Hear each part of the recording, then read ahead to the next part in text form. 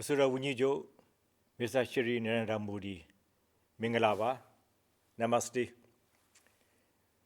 အစိုးရရဲ့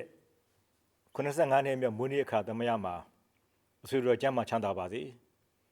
အစိုးရရဲ့လုပ်ငန်းဆောင်တာတွေအထူးမြအောင်မြင်ပါစေလို့ဆုမွန်ကောင်းတောင်းလိုက်ပါတယ်အစိုးရအနေနဲ့အိန္ဒိယနိုင်ငံအတွက်နိုင်ငံတာဝန်စစ်စစ်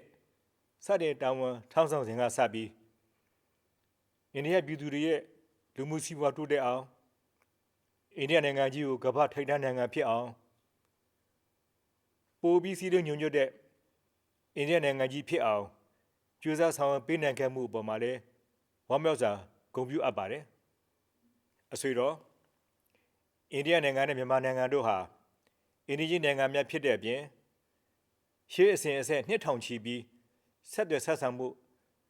တမိုင်းရှိခဲ့တဲ့နိုင်ငံများဖြစ်ကြပါတယ်အဆိုပါချင်းချင်းဆက်ဆံရေးတမကအိန္ဒိယနိုင်ငံသားများနဲ့မြန်မာနိုင်ငံသားတွေရဲ့ပြည်သူအချင်းချင်းဆက်ဆံရေးဟာမိတ်ဆွေရင်းချနိုင်ငံများဖြစ်ကြပါတယ်အဆိုတော့ကျွန်တော်တို့နိုင်ငံရဲ့နိုင်ငံရေးအပြောင်းအလဲတွေတဘာဝဘေးအန္တရာယ်ကူညီကယ်ဆယ်လုပ်ငန်းတွေမှာအဆိုတော်နဲ့အိန္ဒိယနိုင်ငံသားများရဲ့စာနာနားလည်မှုမြန်မာနိုင်ငံပေါ်တမကြစွာထောက်ခံရပ်တည်ပေးမှုတို့ဟာတန်ဖိုးမဖြတ်နိုင်တဲ့အိန္ဒိယညီကိုစိတ်ဓာတ်များဖြစ်တဲ့အတွက်ကြောင့်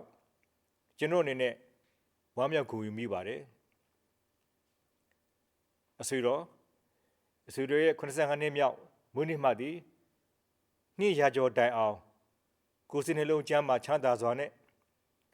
အိန္ဒိယနိုင်ငံရဲ့ကောင်းကျိုးတွေကိုစောင့်ရှောက်နိုင်ပါစေအဆွေတော်နဲ့အိန္ဒိယနိုင်ငံသူနိုင်ငံသားများအားလုံးတရားဝပြောပြီးဖူးဖူးတွတ်တဲ့အိန္ဒိယနိုင်ငံကြီးဖြစ်အောင်ပျော်ရွှင်စွာတည်ဆောက်နိုင်ကြပါစေအဆွေတော်ကောင်းကျိုးလုံရင်ဆန္ဒတွေပြည့်စုံပါစေကြောင်းအဆွေတော်မွေးနေ့မှာထပ်မံပြီးဆုတောင်းမေတ္တာပို့သအပ်ပါတယ်